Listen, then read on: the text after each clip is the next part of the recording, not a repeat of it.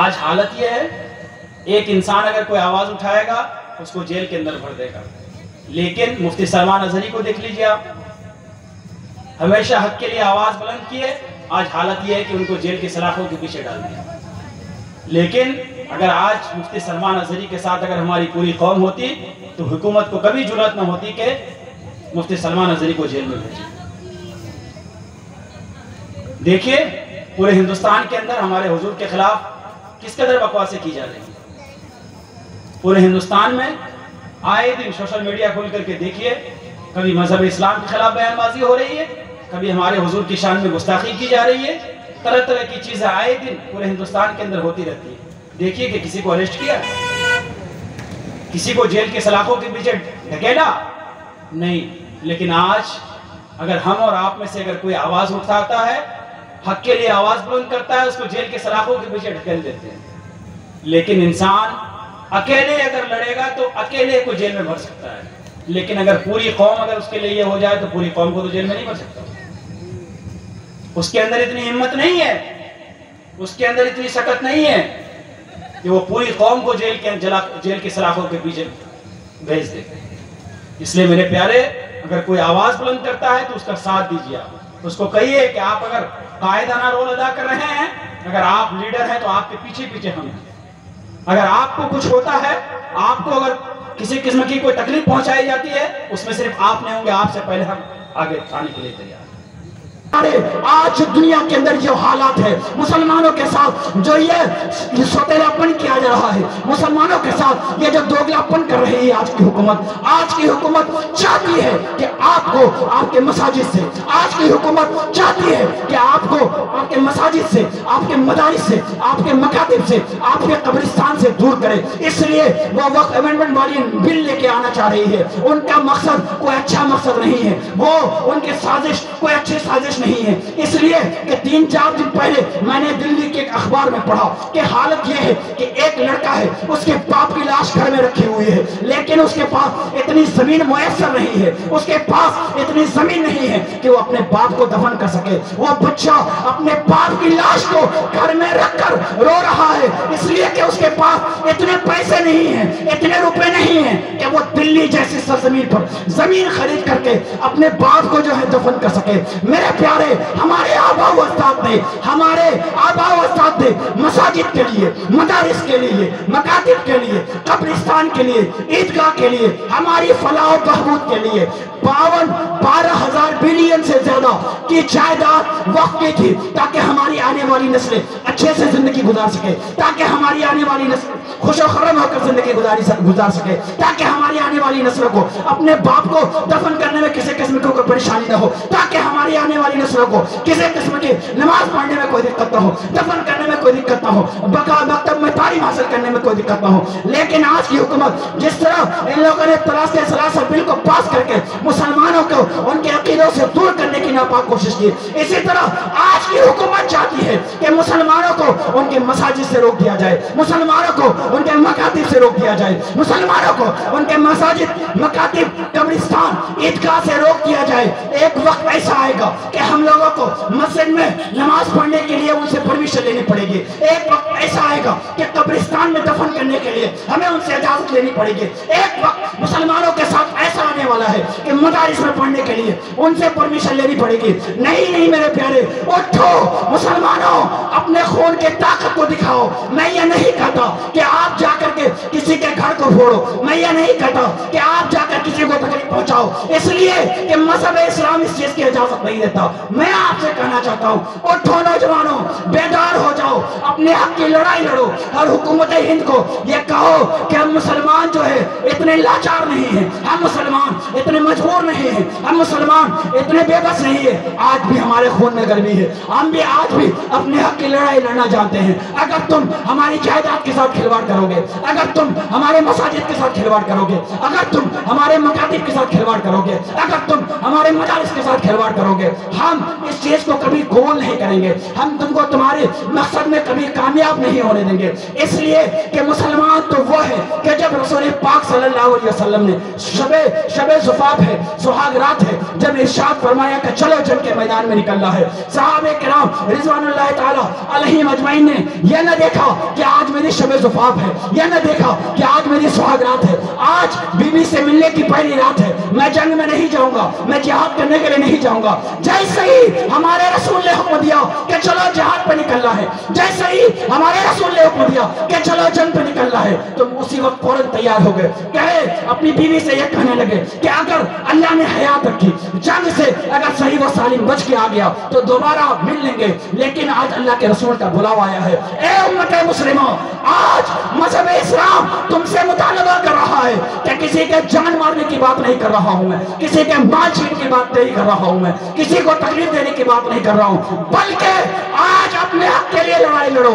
आपके आबा व अजदाद ने जो जमीन आपकी फलाह और बहबूद के लिए वक्फ किया है, आपके आबा व अजदाद ने जो जमीन आपके फ्यूचर में आसानी के लिए वक्फ किया है, उसके लिए लड़ाई करो, उसके लिए आप उठो, उसके लिए आवाज बुलंद करो। इसीलिए तो किसी शायर ने क्या खूब कहा कि चलो के माना के मुकद्दर की इजाजत भी जरूरी है, चलो माना के मुकद्दर की इजाजत भी जरूरी है, मगर मंजिल को पाना है तो मेहनत भी जरूरी है। चलो माना कि मुकद्दर की इजाजत भी जरूरी है, मगर मंजिल को पाना है तो मेहनत भी जरूरी है। और हवा जब तक हवा है तब तक दोस्ती रखना, हवा जब तक हवा है तब तक दोस्ती रखना, और हवा जब आंधी बन जाए तो बगावत भी जरूरी है, हवा जब आंधी बन जाए तो बगावत भी जरूरी है।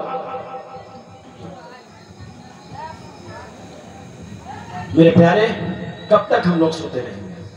कब तक गोश्त बिरयानी इन चक्करों में, कब तक? अपनी आने वाली नस्लों के बारे में तो सोचिए। सोचिए सहाबा ने क्या किया और आज हम और आप क्या कर रहे हैं। हमने अपने बच्चों को दिया ही क्या है? कितने की बैंक बैलेंस छोड़ के जाएंगे हम और आप? कितने साल तक आपका बच्चा खाएगा? आज की जो हुकूमत है उसकी साजिश है, ये है चल वो उनकी ये सोच है कि धीरे धीरे धीरे धीरे मुसलमानों के जो जाती उनके जो अकायद हैं, इन सारी चीज़ों में वो इंटरफेयर करने की कोशिश करते हैं। उनकी यही साजिश है, वो कोशिश कर रहे हैं कि ऐसे तो कुछ नहीं कर सकते, चलो कुछ ऐसी चीज़ें लेकर के आओ कि मुसलमान खुद घुटना टेकने पर मजबूर हो जाए। लेकिन हम और आप क्या कर रहे हैं? ख्वाब खरगोश की तरह सो रहे हैं, अपना हक लेना नहीं जानते, अपना हक लेना हम लोग नहीं जानते। ये हमारा अपना जाती है हमारा वो, इसलिए कि हमारे आबा व अजदाद की मिल्कियत है, हमारे आबा व अजदाद ने हमारे लिए वक्फ किया है, उनके लिए नहीं। लेकिन आज हम और आप क्या कर रहे हैं? ख्वाब गफलत में सो रहे हैं। बेदार हो जाइए, जाग जाइए और अपने हक की लड़ाई लड़िए। आप पुरअमन तरीके से एहतजाज कीजिए, पुरअमन तरीके से। किसी के साथ लड़ाई नहीं करनी है, तोड़फोड़ नहीं करनी है, आपको किसी को तकलीफ नहीं पहुंचानी है, बल्कि पुरअमन तरीके से आप हर घर का एक एक फर्द रोड पे जाकर खड़े हो जाए।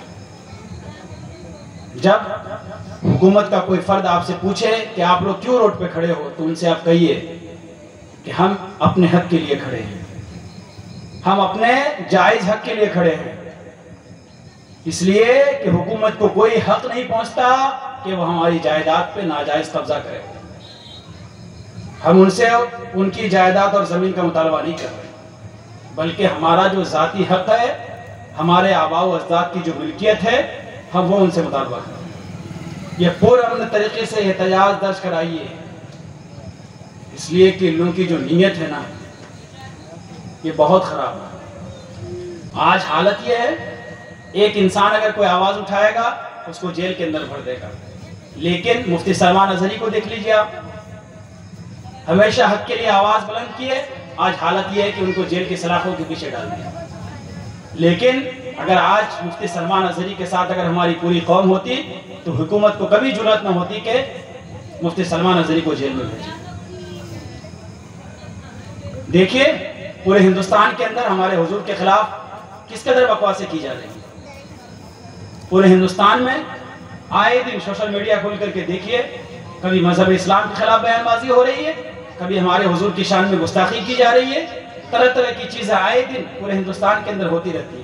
دیکھیے کہ کسی کو اریسٹ کیا، کسی کو جیل کے سلاخوں کے پیچھے ڈھکیلا نہیں، لیکن آج اگر ہم اور آپ میں سے اگر کوئی آواز اٹھاتا ہے، حق کے لیے آواز بلند کرتا ہے، اس کو جیل کے سلاخوں کے پیچھے ڈھکیل دیتے ہیں۔ لیکن انسان اکیلے اگر لڑے گا تو اکیلے کو جیل میں بھر سکتا ہے، لیکن اگر پوری قوم اگر اس کے لیے یہ ہو جائے تو پوری قوم کو تو جیل میں نہیں بھر سکتا۔ اس کے اندر اتنی ہمت نہیں ہے، اس کے اندر اتنی سکت نہیں ہے کہ وہ پوری قوم کو جیل کے سلاخوں کے پیچھے بھیج دے۔ اس لیے میرے پیارے، اگر کوئی آواز بلند کرتا ہے تو اس کا ساتھ دیجیے، آپ اس کو کہیے کہ آپ اگر قائدانہ رول ادا کر رہے ہیں، اگر آپ لیڈر ہیں تو آپ کے پیچھے پیچھے ہم ہیں۔ اگر آپ کو کچھ ہوتا ہے، آپ کو اگر کسی قسم کی کوئی تکلیف پہنچائی جاتی ہے، اس میں صرف آپ نہیں ہوں گے، آپ سے پہلے ہم آگے آنے کے لیے تیار ہیں۔ کون ہے ابو بکر صدیق؟ یہ ابو بکر صدیق ہیں کہ جن کو حضرت عمر فاروق نے کیا کہا کہ ابو بکر آپ مجھے صرف اپنی زندگی کی ایک نیکی دیجئے، صرف غار حرا کی جو ایک نیکی ہے وہ مجھے ایک نیکی عطا کیجئے، میری پوری زندگی کی نیکیوں کو آپ لے لیجئے۔ یہ کس نے کہا؟ حضرت عمر فاروق رضی اللہ تعالیٰ عنہ نے کس سے کہا؟ حضرت ابو بکر صدیق سے کہا۔ کہانی کیا، واقعہ کیا ہے کہ حضرت ابو بکر صدیق رضی اللہ تعالیٰ عنہ اور جب اللہ کے رسول صلی اللہ علیہ وسلم غار حرا میں تشریف لے گئے تو اللہ کے رسول صلی اللہ علیہ وسلم سے حضرت ابو بکر صدیق نے فرمایا، کہا یا رسول اللہ صلی اللہ علیہ وسلم ذرا ٹھہر جائیے، میں اندر جاتا ہوں، دیکھتا ہوں کہ کسی قسم کا کوئی تکلیف دہ چیز تو نہیں ہے۔ حضرت ابو بکر صدیق غار حرا کے اندر جاتے ہیں اور جانے کے بعد غار کی صفائی کرتے ہیں، جگہ جگہ پہ سوراخ ہوتا ہے، چھدروں ہوتا ہے، اس کو بند کرتے ہیں، اپنی تہبند کو پھاڑ کے بند کرتے ہیں۔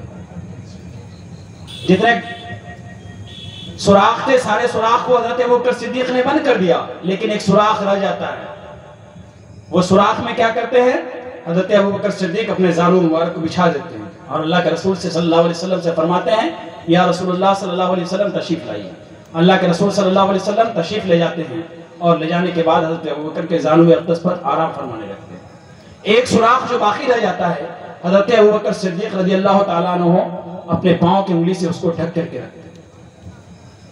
ایک سانپ جو 1000 سال پرانا تھا، جس نے سن رکھا تھا کہ آخری زمانے میں ایک نبی پیدا ہوں گے، وہ اللہ کے رسول کی زیارت کرنے کے لیے بےتاب تھا، بے قرار تھا، اللہ کے رسول صلی اللہ علیہ وسلم کا دیدار کرنا چاہتا تھا۔ 1000 سال سے وہ انتظار کر رہا تھا کہ نبی آخر الزمان صلی اللہ علیہ وسلم تشریف لائیں گے اور میں ان کا دیدار کروں گا، میں ان کا دیدار کروں گا۔ سانپ نے کیا کیا؟ کوشش کی، دیکھا سارے راستے بند ہیں، آخرکار اپنے ماتھے سے، اپنے سر کے بل سے حضرت ابو بکر صدیق کے پیر پر ٹچ کرنے لگا اور وہ بار بار یہ اشارہ کر رہا تھا کہ ابو بکر میرے راستے کو چھوڑ دو، مجھے رسول پاک کی زیارت کرنی ہے۔ بار بار اپنے سر سے اشارہ کر رہا ہے، لیکن حضرت ابو بکر صدیق کے عشق پر قربان چاہیے میرے پیارے، حضرت ابو بکر کی محبت پر قربان چاہیے۔